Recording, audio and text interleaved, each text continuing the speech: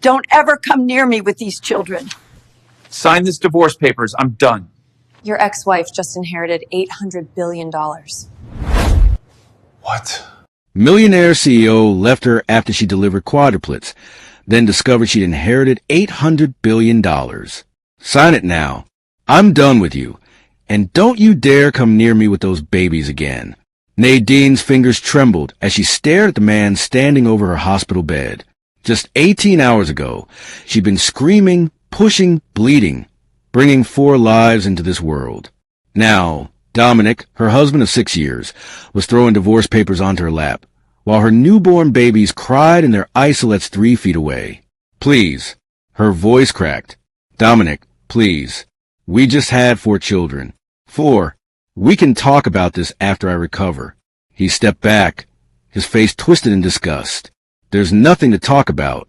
I've met someone else. Someone who understands the life I'm building. You were supposed to be temporary, Nadine. I just didn't know how to tell you. Behind him, his mother Octavia smiled, a cold, satisfied smile that cut deeper than any knife. You finally got what you deserved, you barren waste of space. Oh, wait, not barren anymore. Just buried under 4 screaming mistakes. Have you ever given everything to someone, only to be discarded the moment you needed them most? Have you ever wondered what karma looks like when it finally catches up to the people who destroyed you? This is that story. And I promise you, what happened next will make you believe that the universe keeps perfect accounts. Because what Dominic didn't know as he walked out of that hospital room was that Nadine was about to inherit $800 billion. And she was about to become his boss. But before we dive in, I need to know something. Where in the world are you watching this from? What city? What country? What time is it where you are right now? Drop in the comments, because we're building a family here. A family of people who believe that karma is real, that justice exists, and that you should never underestimate the woman you betrayed. If that's you, hit that subscribe button right now. Smash the like button. Share this video with someone who needs to hear this story. Because what you're about to witness is a masterclass in how the universe balances the scales. Now, let me take you back to where this incredible story truly began. The bathroom tiles were cold against Nadine's cheek as she curled around the toilet, her body rejecting everything she tried to eat that morning. It was 7 in the evening. She'd been sick for 3 hours straight. Morning sickness. They called it. What a lie. This was all-day sickness. All-night sickness. Every moment sickness. She was 12 weeks pregnant, and Dominic still didn't know. She was terrified to tell him. Terrified because this wasn't the first time. There had been 6 other pregnancies before this one. 6 times she'd seen 2 lines on a test. 6 times she'd allowed hope to bloom in her chest. And 6 times her body had betrayed her. 6 miscarriages in 7 years of marriage. Each one had taken a piece of her soul. Each one had widened the distance between her and Dominic. After the 5th miscarriage, he'd stopped touching her, stopped looking at her the way he used to, started working later and later at the office. After the 6th, he'd suggested maybe they should stop trying. But here she was again, 12 weeks along, past the danger zone, the doctor said. And this time it wasn't just one baby. It was 4 quadruplets. For tiny heartbeats on the ultrasound screen yesterday. For miracles her body was somehow managing to hold on to. Nadine. Dominic's voice called from the bedroom. Where did you put my cufflinks? The Cartier ones? She pulled herself up from the floor, rinsed her mouth, and steadied herself against the sink. Her reflection stared back at her. Dark circles under her eyes. Skin pale and drawn. Hair that needed washing. When had she started looking so tired?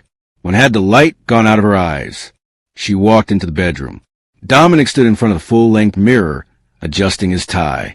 He looked like he'd stepped out of a magazine. Sharp jawline. Perfectly styled dark hair, with just enough gray at the temples to look distinguished. Custom-tailored suit that probably cost more than her monthly salary as an art history professor. When had he become this polished?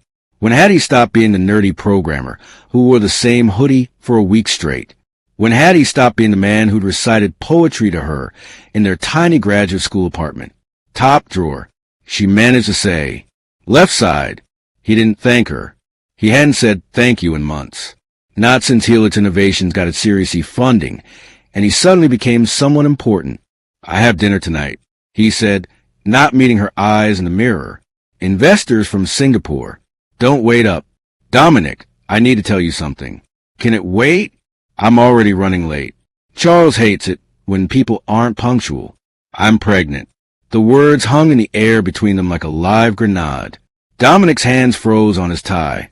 He turned slowly, his face unreadable. What? 12 weeks. I had the ultrasound yesterday. Nadine took a breath. Her hands were shaking. Dominic, it's not just one. There's 4. Quadruplets. The doctor said it's incredibly rare, especially given our history, but they're all healthy and growing, and 4? His face went pale, then red, then pale again. Jesus Christ, Nadine. 4? I know it's a lot, but we've been trying for so long, and after everything we've been through, a lot? He laughed, a sharp, bitter sound that didn't match his face. Nadine, we can barely manage our lives as they are. The company is about to IPO. I'm working 80-hour weeks. The board is breathing down my neck. And you want to bring 4 infants into this chaos? Want? Her voice rose despite her attempt to stay calm. Dominic, we've been trying for 7 years. You were the one who insisted we keep trying after every miscarriage. You were the one who said family was everything. You were the one who promised that when it finally happened, that was before. He grabbed his jacket from the bed. That was when I was nobody. A startup founder begging for scraps. Things are different now. What's different? You? Or just your bank account? He looked at her then. Really looked at her for the first time in months. And Nadine saw something in his eyes that made her blood run cold. It wasn't anger. It wasn't frustration. It was calculation. Cold, emotionless calculation. I'll be late, he said and walked out. Nadine stood in the empty bedroom, one hand on her still flat stomach, and felt the first crack split through the foundation of her marriage. That was 6 months ago. The cracks had become canyons since then. Dominic barely came home anymore. The townhouse in Pacific Heights, the one Octavia never let Nadine forget, was purchased with sterling family money, echoed with absence. Nadine would walk through rooms that used to feel warm and find only cold spaces and expensive furniture. She spent her days teaching Renaissance art history to undergraduates at Berkeley, spent her evenings researching cribs and car seats and how to manage quadruplets on a professor's salary, spent her nights lying awake, wondering when her husband had become a stranger. The smell appeared first, expensive perfume clinging to his collar when he bothered to come home. It wasn't her scent. Nadine wore something light and citrus-based, a perfume she'd worn since college. This was heavy, musky, the kind of fragrance that cost more per ounce than Nadine's grocery budget. You're being paranoid, Dominic said when she asked. It's probably someone from the office. We have a lot of female executives now. You know how it is at corporate events. People hug. It's networking. But then came the text message. It was a Tuesday evening. Nadine was 6 months pregnant, her belly swollen and heavy. She'd made dinner. Something simple because standing for long periods made her dizzy. Dominic's phone sat on the kitchen counter while he showered. It lit up with a preview notification. Anastasia, last night was perfect. I can't stop thinking about you. When can I see you again? The senator's yacht is available this weekend, if you can get away from her. Nadine's hand started shaking. The glass of water she'd been holding slipped from her fingers and shattered on the hardwood floor. The sound was sharp and final, like something breaking that could never be put back together. She stood there, staring at the broken glass and the puddle of water spreading across the floor she'd refinished herself 2 years ago. The floor she'd sanded and stained while Dominic worked late at the office, while Dominic was apparently building a whole other life. When he emerged from the bathroom, hair wet and wearing his expensive silk robe, she was sitting at the kitchen table in the dark. His phone was in her hand. Nadine, just her name, not an explanation, not an apology, just her name, said with the tone of someone who'd been caught doing something mildly inconvenient. Don't. Her voice was calm, eerily calm, the kind of calm that comes right before a storm. Don't insult me by lying. It's not what you think. You're right. She looked up at him. It's not what I think. It's worse. Because I'm 6 months pregnant with your children, Dominic. Plural. 4 children. And you're sleeping with a senator's daughter on a yacht. He didn't deny it. That was the worst part. He just stood there, water dripping from his hair onto the floor, looking inconvenienced. Looking like she was a problem for finding out, not him for doing it. Anastasia, understand my world, he said finally, for words that shattered what was left of Nadine's heart. I built your world, she hissed. Who do you think edited every pitch deck while you were still learning the code? Who networked you into your first investor meeting? Who believed in you when Helix Innovations was just a fever dream in a studio apartment we could barely afford? That was a long time ago. It was 6 years ago. Exactly. Dominic grabbed his phone from her hand. A long time. Things change, Nadine. I've changed.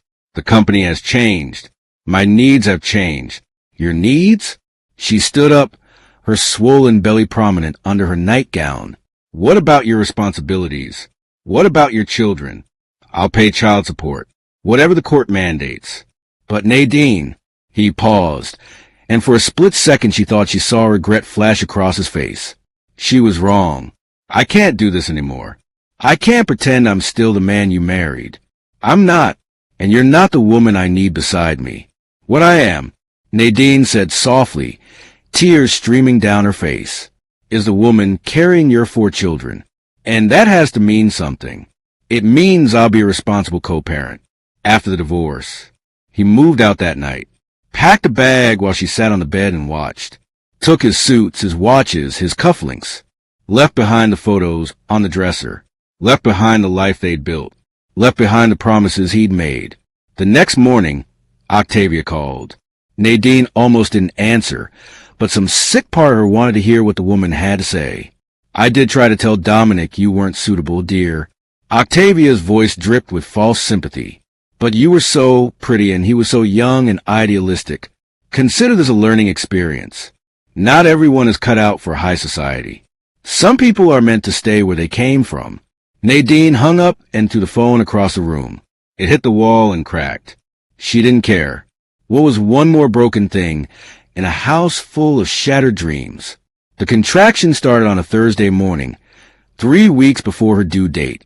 Nadine was alone in the house, grading papers at the kitchen table. When the first wave of pain rolled through her abdomen, she recognized it immediately. This wasn't Braxton Hicks. This was the real thing. She called Dominic first. It went straight to voicemail. She called again. Voicemail. She sent a text. In labor. Heading to hospital. Please come. He didn't respond. She called an Uber. The driver, a kind woman named Maria, helped her into the car and drove faster than probably legal, glancing worriedly in the rearview mirror every time Nadine gasped through a contraction. You're gonna be okay. Honey, Maria said. How many babies? 4. Maria's eyes went wide. Where's your husband? Good question. Nadine managed through gritted teeth. At the hospital, they rushed her into labor and delivery. Dr. Monroe, who'd been monitoring her high-risk pregnancy for months, was already there. Rosalind, Nadine's favorite nurse from all the prenatal appointments, took her hand. You've got this, Rosalind said firmly. You're the strongest woman I know. The labor lasted 18 hours. 18 hours of pain that rewrote Nadine's understanding of human suffering. 18 hours of her body being torn apart and remade. 18 hours of nurses and doctors coming and going, checking monitors, whispering about blood pressure and dilation and heart rates. Dominic never showed up, never called, never texted back. Around hour 16, complications started. Nadine's blood pressure spiked dangerously high. The baby's heart rates began to fluctuate. Dr. Monroe made the call for an emergency C-section. Nadine, we need to take them now. Dr. Monroe's face was calm but serious. Do you understand? Will they be okay? Nadine gasped. Will I be okay? We're going to do everything we can. Are you ready? Nadine nodded, too exhausted and terrified to do anything else. They wheeled her into the operating room. The lights were blindingly bright. Someone put a mask over her face. Rosalind squeezed her hand.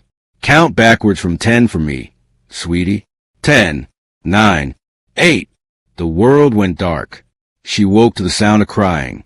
For different cries, each with its own pitch and rhythm. For tiny voices announcing their arrival into the world. They're here. Rosalind's face appeared above her, tears streaming down her cheeks. 4 perfect, healthy babies. 3 boys and a girl. Nadine tried to sit up, but her body wouldn't cooperate. The lower half of her body was numb. She could see 4 isolates lined up beside her bed, each one containing a tiny bundle wrapped in hospital blankets. Can I hold them? Her voice was hoarse from the breathing tube. Soon, Dr. Monroe appeared, still in surgical scrubs. You lost a lot of blood, Nadine. We need to monitor you for a bit. But they're all healthy. Oliver came first at 4 pounds 2 ounces. Then Felix at 4 pounds even. Sage at 3 pounds 14 ounces. And Aurora last at 3 pounds 12 ounces. They're small, but they're fighters. Just like their mom. Tears streamed down Nadine's face. Where's Dominic? Did someone call him? Rosalind and Dr. Monroe exchanged a look. We've been calling, Rosalind said gently. He hasn't answered. 3 hours passed. Nadine drifted in and out of consciousness, weak from blood loss and exhaustion. Every time she woke, she reached toward the isolates, desperate to touch her babies. The nurses kept promising soon, just a little longer. Let your body recover. Then the door opened. Nadine's heart leaped. Finally, Dominic had come. Finally, he would see what they'd created together. Finally, he would remember why they'd started this journey. But when she saw his face, her heart didn't just sink. It shattered. Dominic walked in like a man approaching a business meeting he didn't want to attend. Behind him was Octavia, dressed in Chanel and dripping with pearls. And beside her was a sharp-faced man in an expensive suit carrying a leather portfolio. Dominic. Nadine's voice came out as a whisper. Did you see them? 4 perfect babies. The doctor said they're all healthy. They said we got so lucky and... Sign these. He dropped the portfolio onto her lap. Paper spilled across her hospital gown, still damp with sweat and the evidence of what her body had just endured. Nadine stared at the words swimming before her eyes. Petition for dissolution of marriage. What? Her brain couldn't process it. What is this? What does it look like? Octavia's voice was like ice. It's your exit papers, dear. We've been more than generous, actually. Dominic will pay the minimum child support required by law. You'll have 30 days to vacate the house. That's quite fair considering. The heart monitor beside Nadine's bed started beeping faster. This couldn't be real. This had to be a nightmare. A hallucination from the medication. I don't understand. She looked at Dominic, searching his face for any sign of the man she'd married. Dominic, please. Look at me. We just had 4 babies. 4.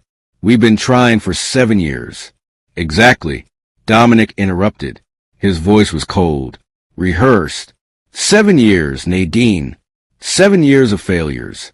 7 years of negative tests and miscarriages, and watching you fall apart. Do you know what that does to a man? We fell apart together. Nadine said, tears spilling hot down her cheeks. You said we were in this together. You promised. I lied. 2 words, delivered without hesitation, without remorse, without humanity. My son has a future. Octavia moved to stand beside Dominic, her hand possessive on his shoulder. Helix Innovations is going public next month. Do you understand what that means? Dominic will be worth billions. Billions, Nadine. And he cannot have dead weight dragging him down.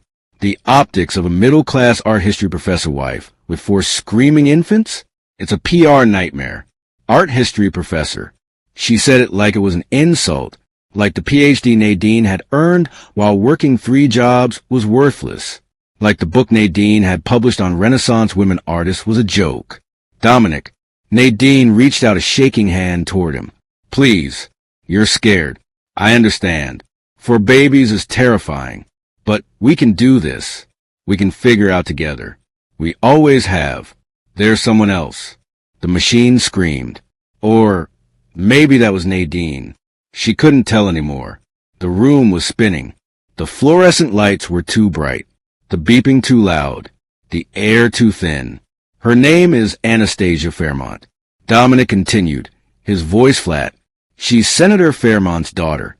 She understands my world. Nadine. She moves in the right circles. She went to Yale. Like me, she knows how to be the wife a man in my position needs. I went to Stanford. Nadine whispered stupidly, as if the name of a university could compete with a senator's pedigree. On a scholarship. Octavia added helpfully, her smile widening. It's not quite the same, is it? The attorney, who'd been standing silently by the door, stepped forward. He placed an expensive pen on top of the divorce papers. Mrs. Sterling, I understand this is difficult, but Mr. Sterling has a board meeting in an hour. If you could just sign, get out. Nadine's voice didn't sound like her own.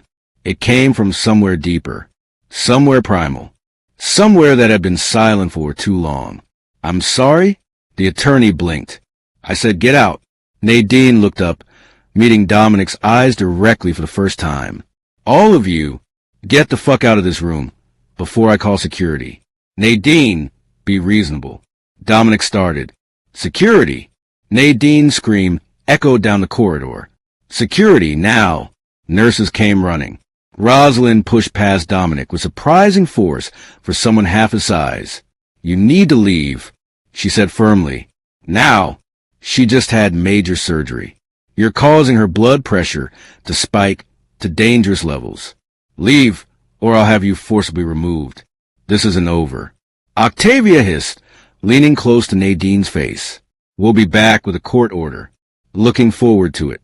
Nadine said, her voice turning to ice she didn't know she could produce. They left. The door swung shut behind them. The papers remained scattered across Nadine's bed like dead leaves. Rosalind picked them up carefully, her hands gentle, and set them on the bedside table. Sweet girl, she said softly, smoothing Nadine's hair back from her face. You need a lawyer. A good one. I need a miracle. Nadine whispered. She had no idea one was already on its way. The next 3 months dissolved into a blur of sleepless nights and endless feeding cycles. Nadine moved into a cramped 2-bedroom apartment in Oakland. It was all she could afford on her salary after Dominic's lawyers froze their joint accounts. The landlord, an older man named Mr. Chun, had looked doubtful when she explained she needed to fit 4 cribs into the 2nd bedroom. You sure you can manage? He'd asked not unkindly. For babies alone? That's a lot. I don't have a choice. Nadine had replied. She existed on 3 hours of sleep, stitched together in 20-minute increments. Her days were a rotation of feeding, changing, soothing, and repeating. Oliver, then Felix, then Sage, then Aurora, around and around. A carousel she couldn't get off. She'd taken unpaid leave from Berkeley. Her savings evaporated. The child support payments from Dominic were exactly what the court had mandated, $8,000 a month. It sounded like a lot until you divided it by 4 babies and realized it barely covered formula and diapers. The money came through his attorney, cold and sterile. No personal contact. No questions about how the babies were doing. No interest in their development or milestones. Rosalind visited when she could, bringing donated baby clothes from the hospital and an extra pair of hands. She'd arrived to find Nadine systematically organizing bottles and feeding schedules with the precision of a military operation. You're planning something, Rosalind said one evening, holding Oliver while Nadine fed Sage. I'm surviving. No, Rosalind watched her carefully. Survivors react. You're strategizing. I can see it in your eyes. Nadine smiled, a thin, sharp expression that didn't reach her eyes. Maybe. Meanwhile, across the bay in a downtown penthouse that cost $45,000 a month to rent, Dominic Sterling was learning that his paradise had a price tag he hadn't calculated. Babe, we need to talk about the Hamptons house. Anastasia emerged from the bedroom, looking like she'd stepped out of a fashion magazine, which made sense, given that she'd spent 3 hours that morning on hair and makeup. She filed her nails as she spoke, not bothering to look at him. Ashley's husband just bought them a place in Martha's Vineyard. It's humiliating that we're still renting in the city for summer. Anastasia, the Hamptons house you're looking at is $3 million. Dominic rubbed his temples. I'm paying child support for 4 kids. The IPO bonus hasn't come through yet. Then make more money. She snapped, her mask of sweetness slipping. I didn't leave Richard for someone who was going to penny pinch. Richard, her ex, the actual billionaire. Dominic was constantly competing with a ghost. Maybe you should have stayed with Richard then. Anastasia's eyes narrowed. Maybe I should have. At least he understood what it takes to keep a woman like me happy. I have options, Dominic. Don't forget that. The penthouse fell silent. Dominic looked around at the Italian imported furniture. The abstract art Anastasia insisted they buy. The view of the city he'd once thought meant success. It all felt hollow. He found himself missing things he'd never thought he'd miss. The smell of Nadine's jollof rice that would fill their old apartment. Her laugh, genuine and unguarded. The way she used to massage his shoulders after a long day without expecting a diamond bracelet in return. His phone buzzed. An email marked urgent from his lawyer, Kenneth Vance. Subject, urgent, Nadine Moreno update. Dominic opened it, annoyed. Probably Nadine begging for more child support. Her professor's salary couldn't possibly be enough for 4 kids. He read the first line. Then he read it again. The blood drained from his face. So fast he thought he might pass out. Dominic, you need to sit down for this. Nadine's legal team just contacted us. Her uncle in Lagos, the one she rarely spoke about. Turns out he wasn't just successful. He was a petroleum mogul. He passed away last month. He had no children. He left his entire estate to Nadine. Dominic scrolled down, his hands shaking. The preliminary valuation of the estate is approximately $500 billion. Yes, billion with a B. She is now, technically, one of the wealthiest women on the planet. What's wrong? Anastasia looked up from her phone. Did your card get declined again?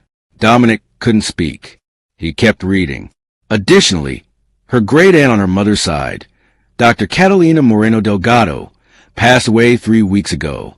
Dr. Moreno Delgado founded Moreno Delgado Pharmaceuticals in the 1970s.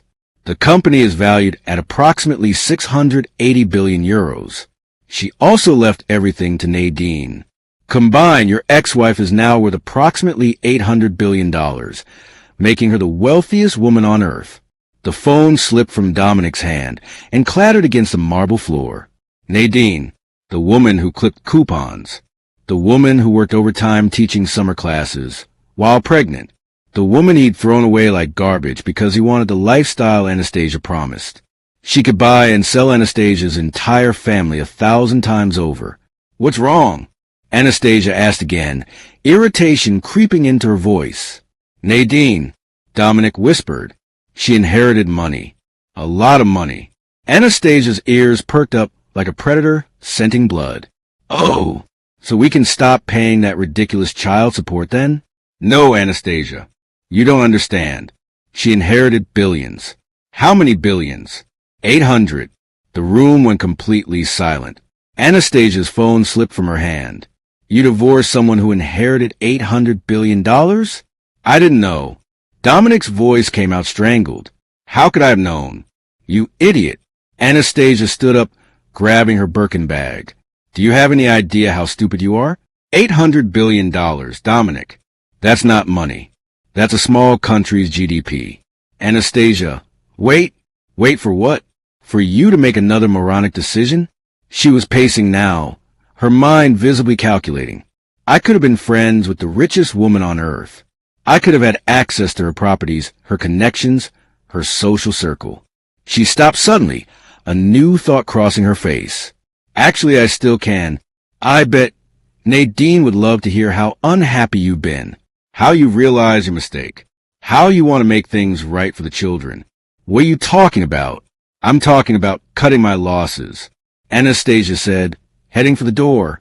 Enjoy your $2 billion IPO, Dominic. I'm going to go befriend your ex-wife. She's clearly the better investment. The door slammed behind her. Dominic stood alone in the $45,000 a month penthouse, staring at his cracked phone screen, watching his world collapse in real time. He tried to call Nadine immediately. Blocked. He tried to go to the Oakland apartment. Security turned him away. Two well-dressed men in black suits who politely but firmly explained that Mrs. Moreno had requested no contact. Mrs. Moreno, not Mrs. Sterling. She'd taken back her maiden name. 2 days later, a letter arrived via courier. Heavy cream-colored paper with gold embossing. Whitmore and Associates, the most expensive law firm in San Francisco. Mr. Sterling, we represent Dr. Nadine Moreno. She requests your presence at a meeting to discuss custody arrangements and other matters pertaining to your former marriage. Please arrive at our offices tomorrow at 2 p.m. Salesforce Tower. Top floor. Of course they were on the top floor. Dominic barely slept that night. He rehearsed speeches in the mirror. He'd apologize. He'd explain that he'd been under pressure, that his mother had manipulated him, that Anastasia had confused him. Surely Nadine would understand. Surely she wouldn't keep the children from their father. Surely there was still a chance. He arrived 15 minutes early, wearing his best Tom Ford suit. The receptionist, a woman who probably earned more than he had in his first startup job, directed him to a conference room with floor-to-ceiling windows overlooking the entire Bay Area. The view was breathtaking. The power it represented was terrifying. Nadine was already there. Dominic's breath caught in his throat. This wasn't the exhausted, broken woman from the hospital. This wasn't the graduate student who'd worn thrift store clothes and eaten ramen. This wasn't even a professor who'd taught classes while 6 months pregnant. This was someone else entirely. She sat at the head of a long mahogany table, wearing a tailored white suit that probably cost more than his car. Her hair was styled in intricate braids adorned with small gold cuffs. Her makeup was subtle but perfect. She wore jewelry that was understated and probably worth millions. She looked like a queen. Flanking her were 3 attorneys who looked like they ate corporate raiders for breakfast. Behind her, visible through a glass partition, was a specially designed play area where 4 babies played under the watch of Rosalind and 2 other nannies. His children, 9 months old now. He'd missed so much. Nadine looked up when he entered. Her expression was neutral, giving away nothing. Dominic, her voice was polite but distant, the way you'd greet a stranger. Sit. He sat, feeling like a student called to the principal's office. Thank you for coming, Nadine said, as if he'd had a choice. I wanted to discuss several items. First, custody. The current arrangement gives you supervised visits once monthly. I'm prepared to increase that to twice monthly, supervised, provided you complete parenting classes and submit to regular drug and alcohol testing. Drug testing? Nadine, It's standard procedure when one parent has demonstrated unreliability. One of the attorneys interjected smoothly. We're sure you understand. Dominic bit back his retort. Fine. What else? Second, child support. Your current payment of $8,000 monthly is, well, it's insulting, but it's what the court ordered based on your income at the time. I'm not asking you to increase it. In fact, I'm asking you to stop paying entirely. What? Dominic blinked in confusion. I don't need your money, Dominic. Nadine's voice was calm.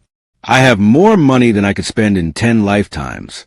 What I need is for you to understand that you have no financial hold over these children. They're provided for. Spectacularly. Okay, Dominic said slowly, waiting for the other shoe to drop. Is that all? No. Nadine smiled. It wasn't a warm smile. It was the smile of a predator about to pounce. Third item. I've been expanding Moreno Delgado's footprint in the tech sector, specifically medical technology. We're very interested in AI-driven diagnostic tools. Dominic's blood went cold. Nadine! Helix Innovations has some promising patents in that area. She continued casually, as if discussing the weather. I've made an offer to your board to acquire the company. It's a very generous offer. For $0.2 billion, which is almost double your current market cap. You're trying to buy my company?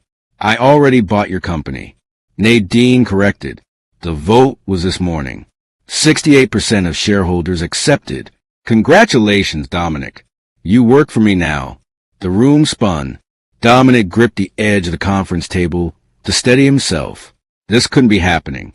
Helix Innovations was his. He'd built it from nothing. He'd coded the first prototype in a cramped apartment. He'd pitched to hundreds of investors. He'd sacrificed everything for that company. You can't do that. His voice came out weak, strangled. I can, and I did. Nadine leaned back in her chair, completely relaxed. Now, here's what's going to happen. You're going to remain as a mid-level executive, not CEO. I'm bringing in my own leadership team. People with actual vision. You'll have a nice office on the 4th floor, a reasonable salary of about $200,000 a year, and the satisfaction of knowing you're contributing to cutting-edge medical research that might actually help people. This is revenge, Dominic said, his voice shaking. You're doing this to punish me. Nadine tilted her head, considering. No, revenge would be destroying you, leaving you with nothing. Revenge would be making sure you never worked in tech again. But despite what you did to me, Dominic, you're still the biological father of my children, and they deserve to know their father, even if he's a weak, shallow man who chose a senator's daughter over his own family. She stood up, smoothing her skirt. So I'm giving you a chance to be present, a chance to be reliable, a chance to be the man you should have been all along. You can take the job, show up for your children, and maybe eventually earn back a shred of their respect. Or you can refuse. And if I refuse, then you can try to find another job in the tech sector. Nadine walked slowly around the table until she stood right behind him. Of course, I now sit on the boards of Google, Apple, Microsoft, and about 15 other major companies. I have significant influence in venture capital circles. My opinion carries weight, but I'm sure you'll land somewhere. It wasn't a threat. It was a statement of fact, a promise wrapped in silk. Dominic looked at the 3 attorneys, their faces impassive. He looked through the glass partition at the 4 babies playing with blocks and toys. Oliver had his eyes. Sage had his nose. They were his children, and he'd abandoned them for a woman who'd left him the second someone richer came along. I'll take the job, he whispered. Good choice. Nadine moved back to her seat. One more thing. Anastasia contacted my assistant yesterday. She wanted to reconnect and clear up misunderstandings. I'm told she left you? Dominic nodded miserably. When she heard about the money, of course she did. Women like Anastasia can smell well from miles away. Nadine gathered her papers. I blocked her number. By the way, I have no interest in your cast-offs. We'll be in touch about the custody schedule. Rosalind will bring the children down. So you can say hello. You get 15 minutes. She walked toward the door, her heels clicking against the marble floor. Then she paused, her hand on the handle. Dominic? Yes? The grass isn't greener on the other side. It's greener where you water it. You could have had everything. A family, a partner who believed in you, a home full of love. Instead, you have a mid-level job and supervised visits with the children you abandoned. I hope it was worth it. She left. The door closed with a soft click that sounded like a cell door locking. Dominic sat alone at the conference table, staring at his reflection in the polished wood. He looked tired, old, defeated. The side door opened. Rosalind appeared, pushing a specialized stroller designed for quadruplets. For pairs of eyes stared at him with curiosity. His eyes, he realized. All 4 of them had inherited his gray-green eyes. Mr. Sterling. Rosalind's voice was polite, but cool. Would you like to meet your children properly? Oliver, Sage, Felix, and Aurora. 9 months old. 9 months of first he'd missed. First smiles. First laughs. First foods. First words, probably. All because he'd been chasing a fantasy of what success looked like. Want to hold one? Rosalind asked, not unkindly. Dominic nodded, not trusting his voice. Rosalind carefully lifted Sage from the stroller and placed her in his arms. She was so small, so perfect. She grabbed his finger with her tiny hand and made a gurgling sound. Something inside Dominic shattered. Not dramatically, not like explosion, more like ice cracking under weight it could no longer bear. He'd lost everything that mattered while chasing things that didn't, and there was no going back, no reset button. No second chance. She likes you, Rosalind said softly. They all look like you, you know. Nadine says it every day. She's never tried to make them forget you. She just wants them to know a father who chooses to show up. I made a mistake. Dominic whispered. Yes, you did. Rosalind took Sage back gently. But mistakes don't have to be permanent. You can't undo what you did. But you can choose who you are moving forward. That's all any of us can do. The 15 minutes ended too quickly. Rosalind wheeled the babies out, and Dominic was left alone in the conference room with a view of a city he'd once thought he conquered. His phone buzzed. A text from his mother. Octavia, I heard about the Helix acquisition. This is humiliating. How could you let this happen? He stared at the message for a long moment. Then he blocked the number. Some doors needed to close. Let me ask you something right now. Stop and think about this. Do you think Nadine was too harsh? Or did Dominic get exactly what he deserved? Was this justice, or was it revenge? Drop your honest opinion in the comments right now. I want to hear what you really think. And if you believe that the universe has a way of balancing the scales, hit that share button. Send this to someone who needs to see that karma is real, that actions have consequences, that you can't just destroy people and walk away unscathed. Now, let me show you where the story ends. Or maybe where it really begins. 18 months later, the morning sun streamed to the floor, the ceiling windows of Nadine's home in Presidio Heights. Not the old townhouse that had been sold months ago. This was a custom-built mansion with 7 bedrooms, a library that housed her growing collection of rare art books, and a garden where the children could play safely away from prying eyes. Nadine stood in the doorway of the playroom, watching her children. They were toddlers now, walking and babbling in their own language that only they seemed to understand. Oliver was an explorer, constantly trying to climb things. Felix was gentle, carefully stacking blocks and getting upset when they fell. Sage was fierce, taking toys from her brothers and defending her territory. Aurora was the artist, more interested in crayons and paper than anything else. They were perfect, exhausting but perfect. Mama, Aurora toddled over, holding up a drawing that was mostly scribbles. Look, that's beautiful, baby.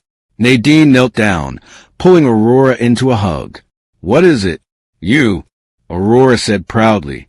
Nadine's heart melted. It's perfect. We'll put it on the fridge. Her life had transformed in ways she never could have imagined. Moreno Delgado Pharmaceuticals was thriving under her leadership. The IPO had been the largest in European history. The foundation she'd established in Tia Catalina's name had already funded breakthrough research into endometriosis, POS, and preeclampsia, treatments that would help millions of women. She'd published a second book, this one about her great-aunt's life and legacy. It had become an instant bestseller, the story of a woman who built an empire in silence, who rejected societal expectations, who left her fortune to a great niece she'd never met because she believed in blood and brilliance. Time magazine had named Nadine one of the 100 most influential people in the world. She had coffee with 3 different heads of state. She'd been invited to speak at the UN about women's health and economic empowerment. But her greatest achievement was right here. For healthy, happy children who would grow up knowing their worth, who would never question whether they were wanted, who would understand that love isn't conditional on success or failure. Ms. Moreno, her assistant Patricia, appeared at the door. Mr. Sterling is here for his visit. Thank you, Patricia. I'll bring them down in a minute. Dominic came twice a month now, exactly as the custody agreement specified. He completed the parenting classes. He showed up on time. He brought age-appropriate toys and books.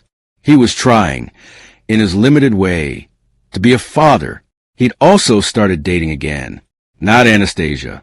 She'd moved on to a tech billionaire in Seattle and was probably making his life miserable. Dominic's new girlfriend was different, or so he claimed. A teacher named Michelle. Down to earth. Kind. Nothing like the world he'd tried to buy his way into. Nadine didn't care. Her life had moved far beyond Dominic Sterling. She gathered the children, helped them into their shoes, and led them downstairs to the visiting room. It was a bright, cheerful space with toys and books and comfortable furniture. Dominic was already there, sitting nervously on the couch. He looked different, older. The arrogance had been stripped away, leaving something more human underneath. He wore jeans and a simple button-down instead of designer suits. He'd lost weight. There were new lines around his eyes. "Hey, guys," he said, his voice uncertain. "Did you miss me?" "Dada." Felix toddled over first. He was always the most forgiving. Dominic picked him up, and Nadine saw tears in his eyes. "Hey, buddy. I missed you too." Oliver and Aurora joined eventually, curious and friendly. Sage hung back, always more skeptical. She watched Dominic with serious eyes, as if she could sense the history she was too young to understand. "I'll be back in 2 hours." Nadine said, "Rosalind will be right outside if you need anything." "Nadine." Dominic's voice stopped her at the door. "Thank you. For this. For letting me see them. They're your children, too." She replied, "I'm not doing this for you. I'm doing it for them. I know. He swallowed hard. "I know I don't deserve this. Any of this. And I'm sorry. I know it doesn't fix anything, but I'm sorry." Nadine looked at him for a long moment. The man who destroyed her. The man who'd thrown divorce papers at her while she recovered from surgery. The man who'd chosen status over substance. "I'm not interested in your apologies, Dominic. What's done is done. But I am interested in you being a consistent, present father. So keep showing up. Keep being reliable. That's the only apology that matters now." She left him there with the children and went to her home office. She had calls with Tokyo, then London, then Geneva, running a global pharmaceutical empire. Didn't stop for custody visits. But first, she stood at the window, looking out at the Golden Gate Bridge in the distance. The same view she'd once admired from the Pacific Heights townhouse. But everything was different now. She was different, stronger, wealthier, more powerful than she'd ever imagined. But most importantly, she was free. Free from a man who'd never valued her. Free from waiting for love that was never coming. Free to build the life she wanted instead of settling for the scraps someone else offered. "Ms. Moreno?" Patricia appeared at the door. "Sorry to interrupt. You have a message. It's from Octavia Sterling." Nadine's eyebrow raised. "What does it say?" "She wants to apologize. Says she's heard wonderful things about your work. Asks if you'd like to have lunch to discuss burying the hatchet." Nadine smiled. "Tell her no thank you. Should I give a reason?" "No. Just no." Patricia grinned. "With pleasure. Some doors, once closed, should stay that way." Octavia had shown her true character in that hospital room. Had smiled while her son destroyed his family. Had called Nadine dead weight and worse. There was no apology that could undo that. No lunch that could repair that bridge. And Nadine didn't need to repair it. She didn't need Octavia's approval or acceptance. She didn't need anything from the Sterling family, except for Dominic to be a decent father. That evening, after Dominic left and the children were fed and bathed and tucked into their beds, Nadine stood on her balcony. The city lights spread out below her like stars. Somewhere in those lights was Dominic's modest apartment. Somewhere was Octavia's mansion, probably empty except for staff. Somewhere was a life Nadine had been cast out of. She didn't miss it, not even a little.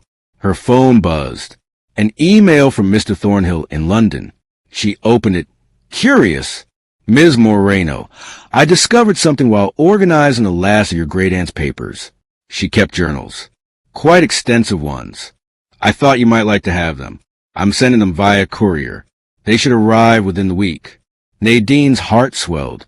Tia Catalina, the woman who'd save her without ever meeting her. The woman who'd built an empire in the shadows.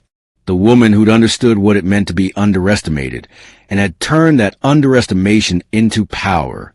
A week later, the journals arrived. 27 leather-bound books spanning 5 decades. Nadine opened the first one, dated 1965, and started reading. "My brother Carlos wrote today. He's the only one who still speaks to me.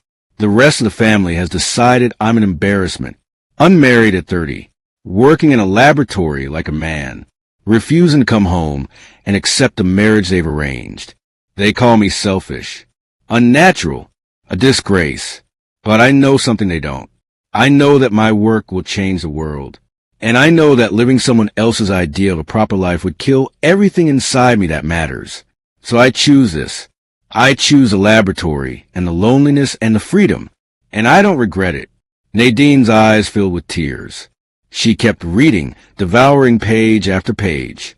Catalina's struggles, her triumphs, her loneliness and her joy, her revolutionary discoveries, her fights with investors who didn't believe a woman could run a pharmaceutical company, her quiet victories.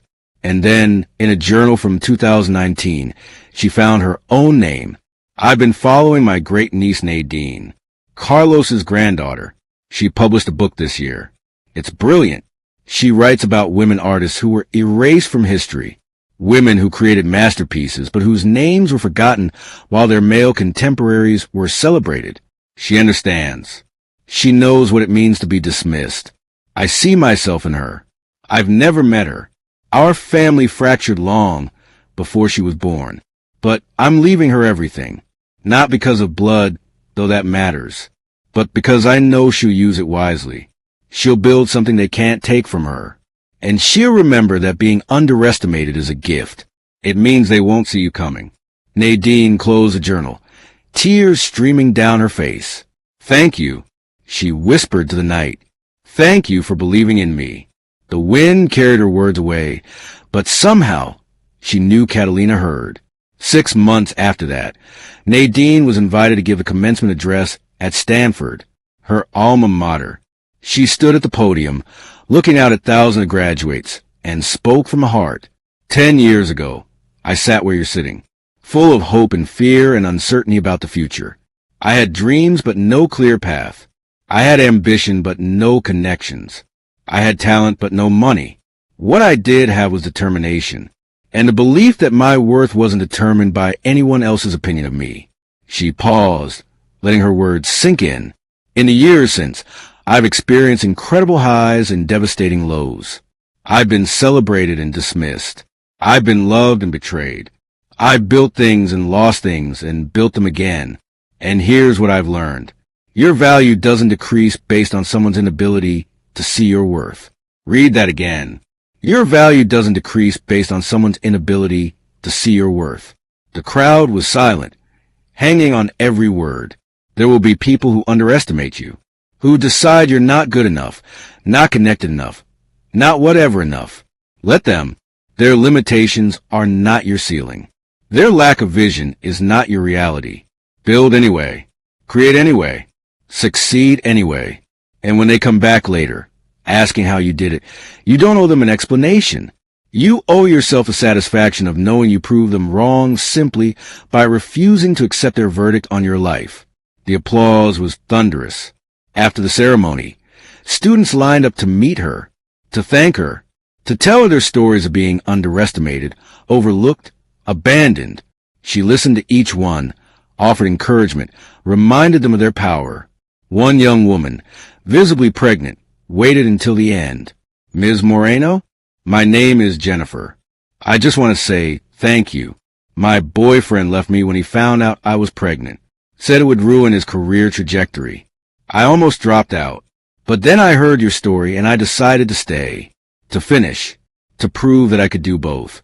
Nadine pulled her into a hug. You absolutely can. And you will.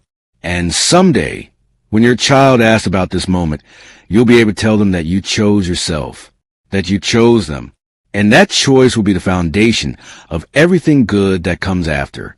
Jennifer left crying but smiling, and Nadine felt the circle complete. The pain she'd endured wasn't meaningless. It was fuel. It was purpose. It was a thing that allowed her to reach back and pull others forward. That night, back at home, Rosalind came into Nadine's office. She wasn't a nanny anymore. She'd become Nadine's chief of staff, managing schedules and staff, and the million details of running both a household and an empire. Someone has to keep you organized, Rosalind had said with a laugh when Nadine offered her the position. Plus, I'm not letting anyone else raise those babies. I delivered them. I'm invested. You look tired, Rosalind said, setting down a cup of tea. Good tired or bad tired? Good tired. Nadine smiled. I gave the Stanford commencement address today. I know. I watched it online. You made me cry. Rosalind settled into the chair across from her. Those kids are lucky. They got exactly what they needed to hear. I hope so. Sometimes I wonder if I'm doing enough. If the foundation is reaching the right people. If the company is making the impact it should. If I'm being a good enough mother while trying to do all of this. Rosalind gave her a look. You're raising 4 toddlers alone while running a company worth hundreds of billions of dollars. You've funded research that will help millions of women. You've created jobs and opportunities and hope. What part of that isn't enough? The part where I still feel like the woman on the bathroom floor, staring at negative pregnancy tests and wondering what was wrong with me. Oh, honey. Rosalind's voice softened. That woman is still part of you. She always will be, but she's not all of you. You're also the woman who survived 18 hours of labor alone, who raised quadruplets in a cramped apartment on 3 hours of sleep, who turned tragedy into triumph. All of those women are you, and they're all enough. Nadine wiped her eyes. When did you get so wise? I've always been this wise. You're just finally listening. Rosalind stood up. Now, go kiss your babies goodnight and get some sleep. Tomorrow you're changing the world again. Nadine did exactly that. She checked on each child. Oliver, sprawled across his bed like a starfish. Felix, clutching his favorite stuffed elephant. Sage, already bossy even in sleep. Aurora, surrounded by her drawings. Her phone buzzed with a final email before bed. It was from Dominic. Nadine, thank you for today. I know I don't say it enough. The kids are amazing. You've done an incredible job with them. I know I don't deserve to be part of their lives, but I'm grateful you allow it. I'm working on being better. For them, not for us. I know that ship sailed, but for them. Anyway, thank you. Dominic. She didn't respond. There was nothing to say. He was finally understanding what mattered, and that was enough. 2 years later, Aurora came home from preschool with a drawing. It was more sophisticated now, recognizable. It showed 5 people, 4 small figures and 1 tall one in the center. Who's this? Nadine asked, pointing to the tall figure. You, Mama, Aurora said proudly. You're the biggest because you're the strongest. Nadine hunted on the refrigerator next to dozens of other drawings, each one a snapshot of her children's perception of the world. In their eyes, she wasn't a billionaire CEO. She wasn't a philanthropist or an author or a public figure. She was just Mama, the person who kissed scraped knees and read bedtime stories and made everything okay. And that, Nadine realized, was the greatest success of all. She thought about the woman she'd been in that hospital bed, broken and betrayed. She thought about the woman she'd been in the Oakland apartment, surviving on hope and stubbornness. She thought about all the versions of herself that had led to this moment, and she was grateful. Grateful for the pain that had forged her, grateful for the betrayal that had freed her, grateful for Tia Catalina's gift that had empowered her, grateful for the 4 miracles sleeping upstairs who gave her purpose. The grass wasn't greener on the other side. It never had been. It was greener where you watered it, where you nurtured it, where you chose to plant your roots and grow. Dominic had learned that lesson too late, but Nadine had learned it just in time.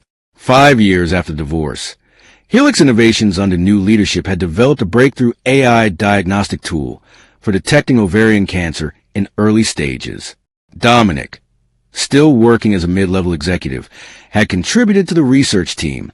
It was good work, important work, work that mattered. He'd married Michelle, the teacher. They had a small wedding with close friends. No society pages. No senator's yacht. Just 2 people who'd both been through enough to know that real love was quiet and steady and showed up even when it wasn't convenient. He still saw the quadruplets twice a month. They called him Dad now, though they didn't really understand what that meant. To them, he was a nice man who brought toys and played games for 2 hours every other week. Home was with Mama. Safety was with Mama. Everything that mattered was with Mama. And Dominic had made peace with that. It was more than he deserved. Octavia had reached out one final time, not to Nadine, but to Dominic. She'd wanted to see her grandchildren. Dominic had asked Nadine, expecting her to refuse. Instead, Nadine had surprised him. If you think it's appropriate and you'll supervise, she can meet them during your custody time. But I won't be there. And if she says anything cruel or inappropriate, that's the end of it. Octavia had met the children exactly once. She'd been polite, almost kind, had brought expensive toys the children didn't need, had looked at Sage and said, "She has a sterling nose. She has Nadine's strength." Dominic had replied, "That's what matters." Octavia hadn't asked for a second visit. Maybe she understood, finally, that some relationships couldn't be repaired, that some consequences were permanent. The story doesn't end with revenge or destruction. It ends with something quieter, but more powerful. It ends with a woman who built an empire while raising 4 children, who turned her pain into purpose, who refused to let betrayal define her, who proved that being underestimated was just another word for having room to surprise everyone. This story teaches us 3 powerful lessons. First, the grass isn't greener on the other side. It's greener where you water it. Dominic spent years chasing an image of success, only to discover he'd thrown away everything real in the process. Second, be careful how you treat people on your way up. You might meet them again when they're standing on top of the mountain you're still trying to climb. And third, a woman's worth is never determined by her relationship status, her bank account, or her ability to meet someone else's expectations. It's determined by her character, her resilience, and the legacy she builds. So, let me ask you one final time. What would you have done with $800 billion? Would you have forgiven Dominic, or would you have done exactly what Nadine did? Drop your answer in the comments. Tell me what you really think. Tell me if you believe in karma, in justice, in the power of women to rise from the ashes. If this story moved you, if it inspired you, if it made you think differently about your own worth, hit that subscribe button right now. Smash that like button. Share this video with every strong woman in your life, with every person who's been underestimated, with every survivor who's turned pain into power. Because these stories matter. Your story matters. And together, we're building a community that believes in second chapters and new beginnings, and the beautiful truth that your past doesn't determine your future. I'm Mr. Parker, and I'll see you in the next story. Until then, remember this. Your current chapter isn't your final chapter. The person who betrayed you doesn't get to write your ending. You do. So keep writing. Keep building. Keep becoming. The best is yet to come.